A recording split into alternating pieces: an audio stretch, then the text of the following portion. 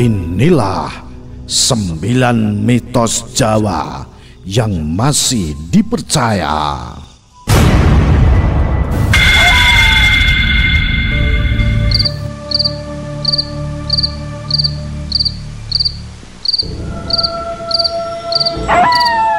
Yang pertama, cerita mitos Jawa kupu-kupu masuk rumah akan ada tamu.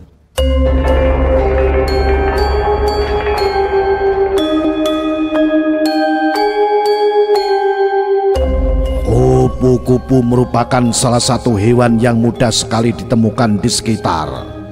Terlebih jika rumah punya pekarangan luas yang diisi berbagai jenis tanaman dan bunga. Dengan banyaknya kupu-kupu yang bermain di pekarangan tersebut tidak menutup kemungkinan hewan bersayap ini masuk rumah. Bagi orang Jawa, kupu-kupu yang masuk rumah ini dianggap sebagai sebuah pertanda bahwa akan ada tamu yang datang berkunjung.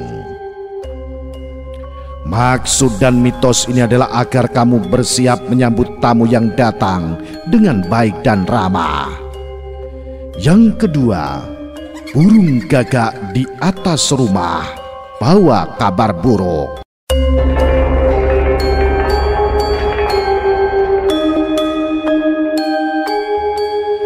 Kehadiran burung gagak sering dikaitkan dengan hal-hal mistis. Burung gagak yang terbang di atas rumah atau bertengger di halaman dipercaya membawa kabar buruk bagi pemilik rumah. Kehadiran burung ini disebut-sebut sebagai pertanda bahwa akan ada yang sakit atau meninggal dunia di antara penghuni rumah tersebut. Yang ketiga, celaka setelah menabrak kucing.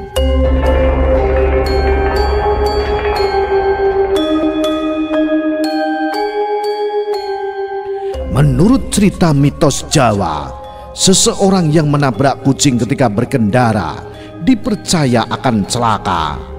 Apalagi jika kucing yang ditabrak tidak ditolong atau dipinggirkan, maka yang menabrak akan mengalami kesialan. Oleh karena itu disarankan untuk segera berhenti dan menolong kucing yang ditabrak. Meski mitos ini tidak sepenuhnya bisa dipercaya, ada nilai positif yang bisa diambil, yaitu agar kamu selalu waspada dan berhati-hati ketika berpergian. Yang keempat, anak gadis duduk di pintu akan sulit jodoh.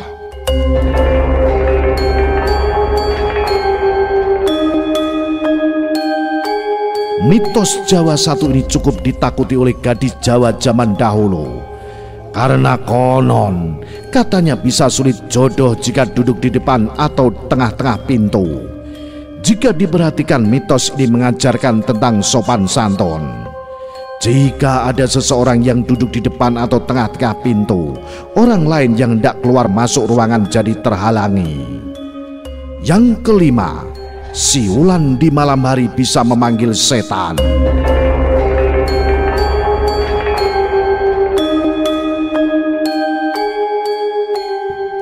Bagi seseorang yang belum paham, bersiul sering dilakukan untuk menghilangkan rasa bosan atau untuk memanggil teman. Namun bagi orang Jawa, aktivitas tersebut dipercaya dapat memanggil setan, terlebih jika dilakukan di malam hari. Terlepas dari benar atau tidaknya mitos ini, bersiul di malam hari dapat mengganggu waktu istirahat dan kenyamanan masyarakat sekitar, apalagi jika siulan tersebut terdengar nyaring.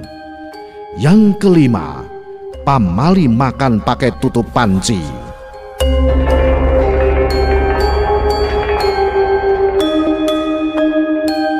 Anda pasti pernah melihat orang makan pakai tutup panci di drama-drama Korea. Di sana hal tersebut memang lumrah. Namun jangan sekali-kali mencoba melakukannya di Jawa. Bagi orang Jawa, pamali makan pakai tutup panci karena dapat mendatangkan hal buruk. Mitos ini juga menasihati kita agar menggunakan barang sesuai fungsinya.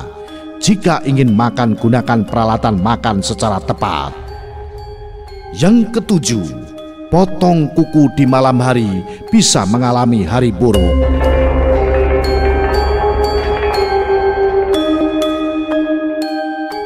Siapa yang suka potong kuku malam-malam? Menurut mitos Jawa, potong kuku di malam hari bisa mendatangkan keburukan bagi pelakunya. Usut punya usut, mitos ini lahir sebagai peringatan. Dilarang potong kuku malam hari untuk menghindari salah memotong kuku. Yang kedelapan, makan sayap bisa jauh dari jodoh.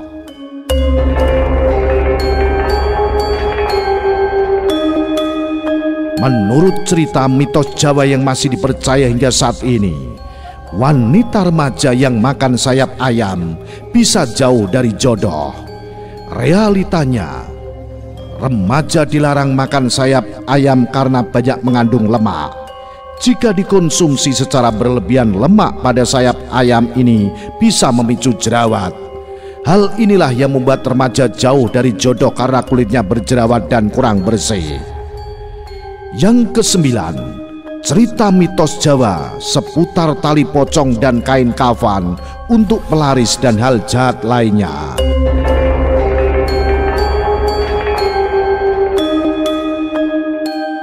Pernahkah Anda mendengar tentang teror hantu culi yang pernah bikin geger salah satu daerah di tanah Jawa?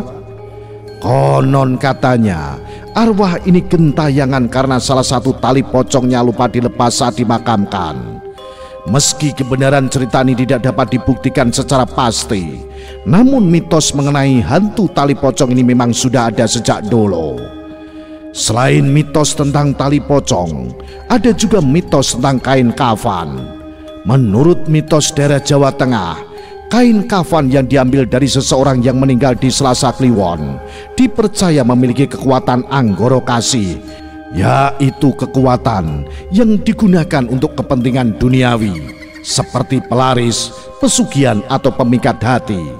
Sedangkan kain kafan yang diambil dari seseorang yang meninggal di hari Jumat Kliwon dipercaya memiliki kekuatan untuk spiritual atau metafisik.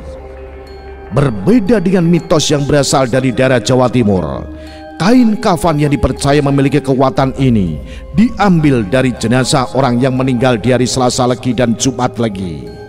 Namun kain kafan atau tali pocong yang dipercaya bisa memberi kekuatan ini haruslah diambil dari jenazah laki-laki perjaka atau perempuan yang masih perawan.